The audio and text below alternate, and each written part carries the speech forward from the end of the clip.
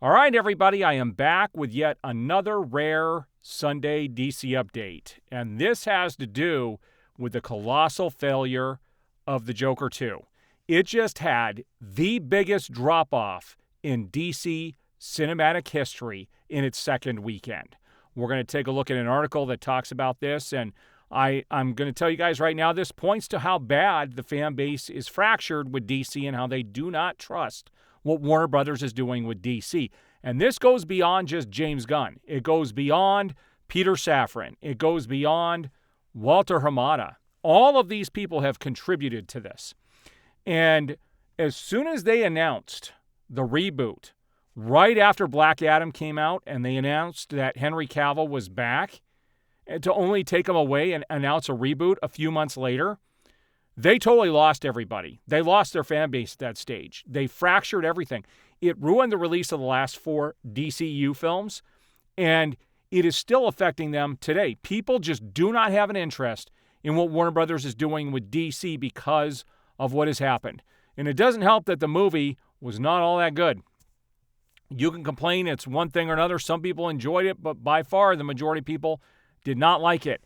And this, I can guarantee you right now that the James Gunn camp, Warner Brothers in general, DC Studios, they're taking a real hard look at this. This does not bode well for the future. And I have yet to be wrong with any of my predictions on what was going to happen. You can go back to watch my videos when they announced this reboot, and I told everybody what was going to happen with those last 4 films.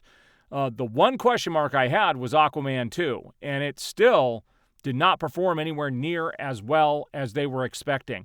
And now we have the Joker 2, which has had the biggest drop-off in DC cinematic history. And it is one of the worst in cinematic history in general.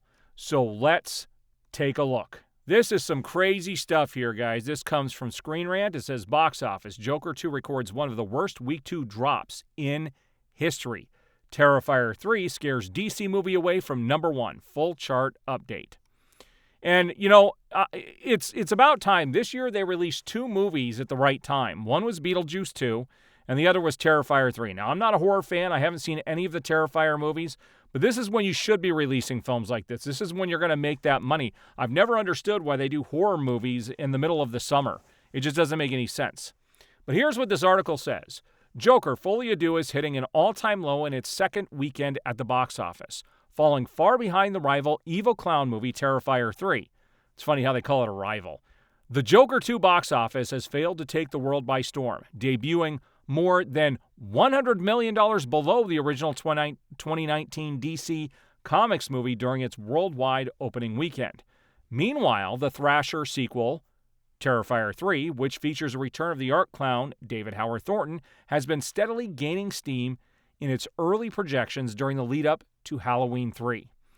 So it goes on to say, Joker Folie à Deux is now said to have the worst Week 2 drop-off of any movie featuring a DC character, as well as the worst of the entire superhero genre, including notorious flops like The Marvels and Shazam! Fury of the Gods, per Box Office Mojo.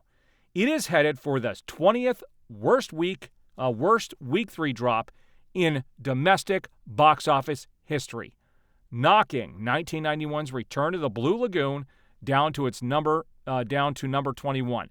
In the process, it is falling straight from number 1 to number 3 on the domestic chart for the weekend. And they show you how it did this weekend. It said Terrifier 3 made $18.3 million, and keep in mind that movie was made for $2 million.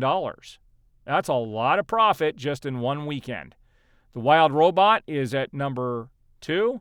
Joker Folie à Deux is at number 3. Beetlejuice stays up there at $7 million. It has made $275.6 million, which is amazing. That movie deserves it. They released it at the right time, and again, they gave the fans what they were looking for.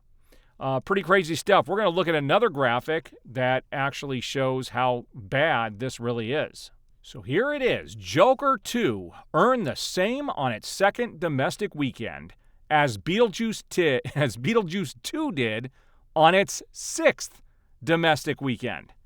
Think about that there for a minute. That is huge.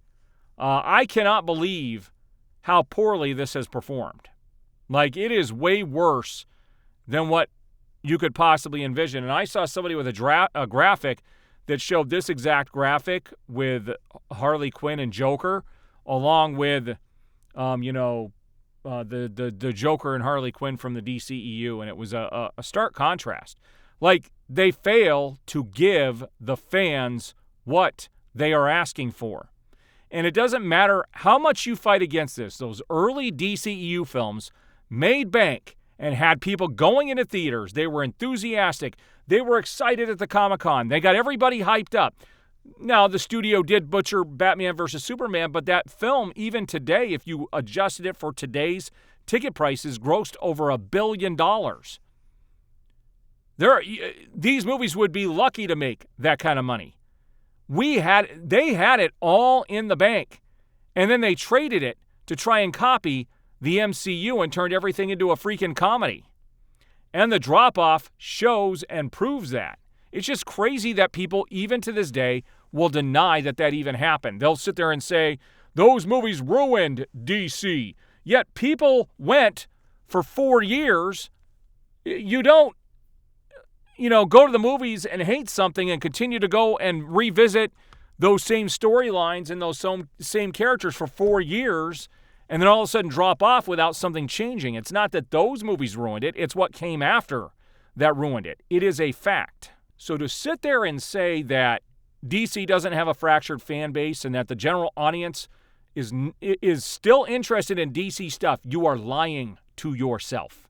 It is a fact that they have a problem. Warner Brothers has lost the trust of the general public. And this does not help their cause in any way, shape, or form. They should have tested this film with audiences before releasing it, but they didn't show any pre-screenings for The Joker 2. Like, this could have been avoided, and how they allowed this to happen is beyond mind-boggling. And tomorrow, I will be back with a regular DC update, and tonight I should be back with my Penguin Episode 4 review. But tomorrow I'll be back with a regular DC update, and we're going to talk about something else that's going on with Warner Brothers. Another huge name director refused to shop his last movie to Warner Brothers or even let them read the script because of how bad things are down there.